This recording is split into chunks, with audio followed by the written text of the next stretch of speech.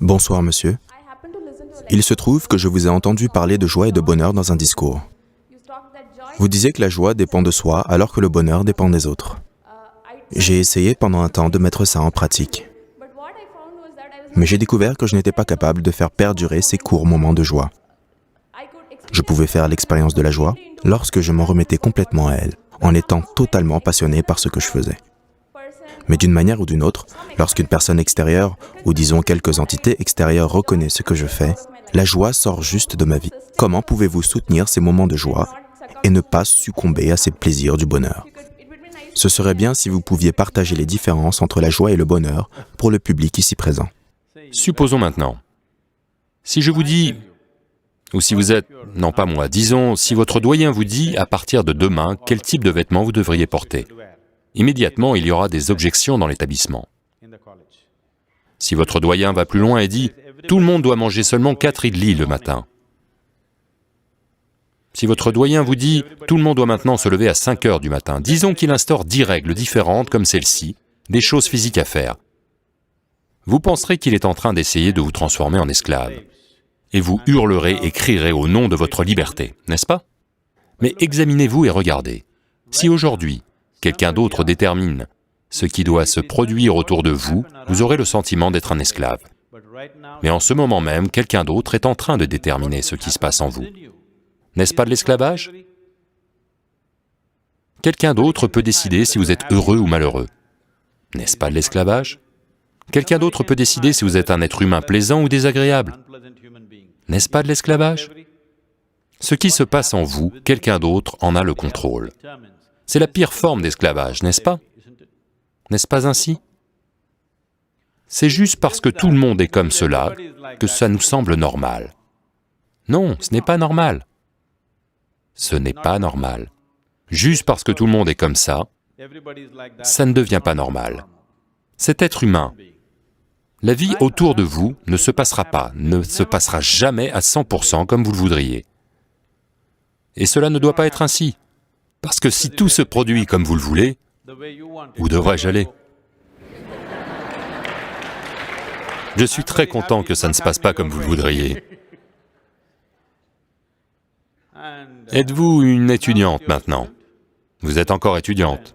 Je crois qu'environ 60-70% a lieu comme vous le souhaitez. Après votre mariage, le pourcentage sera renversé.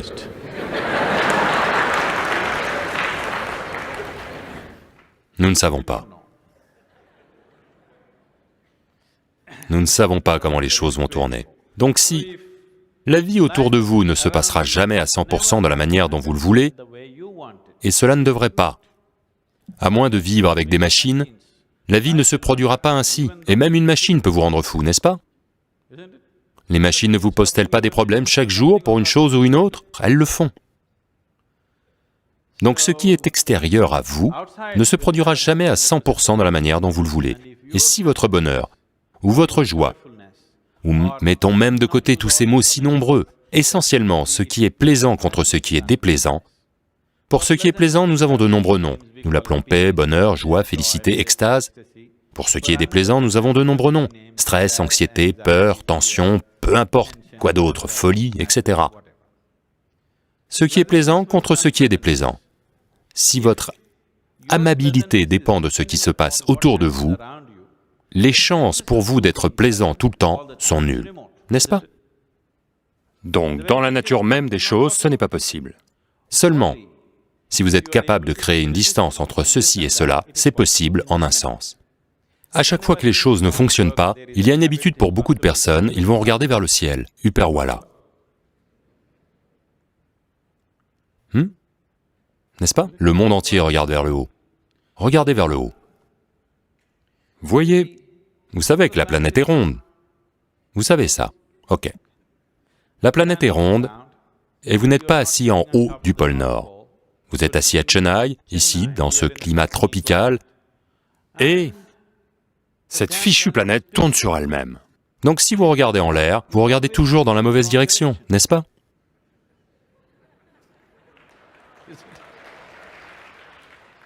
Vous n'arrêtez pas de regarder dans la mauvaise direction, n'est-ce pas ainsi? Peut-être qu'à un certain moment de peu importe leur moyenne de Greenwich à minuit, peut-être que lorsque vous regardez en haut, vous toucherez le paradis. Le reste du temps, vous fixez toujours la mauvaise direction. N'est-ce pas ainsi? Donc, dans l'espace cosmique, y a-t-il quelqu'un qui sache ce qui est en haut et ce qui est en bas? Quelqu'un connaît-il ça? Y a-t-il quelque part marqué ce côté est le haut? Personne ne sait ce qui est le haut du bas, c'est juste une supposition, n'est-ce pas? Savez-vous vraiment ce qu'est le nord, ce qu'est le sud? En réalité, savez-vous où se trouve le nord et le sud? C'est juste parce que c'était commode que nous l'avons décidé ainsi, n'est-ce pas? Oui ou non? Savez-vous ce qu'est l'est et l'ouest? Non. Savez-vous ce qu'est le devant et le derrière? Vous ne savez pas, vous ne savez aucune de ces choses. Il y a seulement une chose dont vous êtes certain actuellement, c'est que vous savez ce qui est extérieur, ce qui est intérieur. De cette seule chose, vous êtes sûr. C'est intérieur, c'est extérieur. C'est le seul privilège que vous avez. Ce qui est extérieur, ce qui est intérieur, c'est tout ce que vous savez. Juste au cas où, si un jour vous atteignez l'éveil, vous perdrez ça aussi. Oui, c'est ce qui s'est produit pour moi. À présent, je suis incapable de savoir ce qui est interne, ce qui est externe, ce qui est moi, ce qui ne l'est pas. C'est pourquoi je suis tout autour du monde. Parce que je ne sais pas si cela est moi ou si ceci est moi. Donc, maintenant, vous dites, je sais ce qui est interne, ce qui est externe. Considérons un peu plus cet aspect.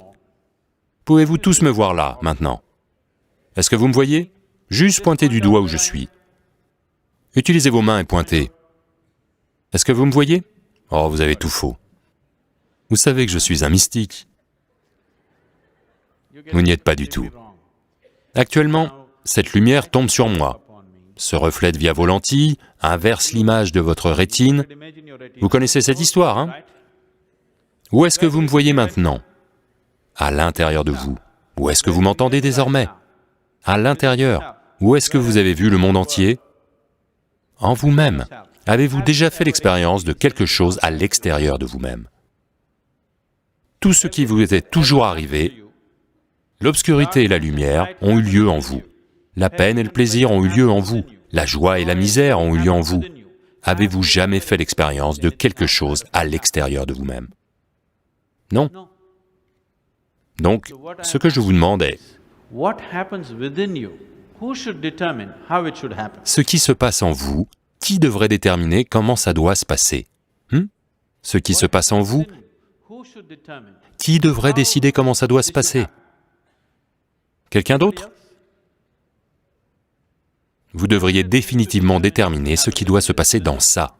Donc si vous déterminez ce qui se passe dans ça, toute votre expérience de la vie sera déterminée par vous. Personne d'autre que vous, n'est-ce pas? Les événements autour de vous ne peuvent pas être déterminés par vous. Mais l'expérience de votre vie sur cette planète est déterminée par vous à 100% si vous vous en occupez. Si vous laissez ça à l'abandon, juste n'importe qui le fera à votre place. Ils le feront, pas consciemment, car ils sont également comme vous, mais par accident.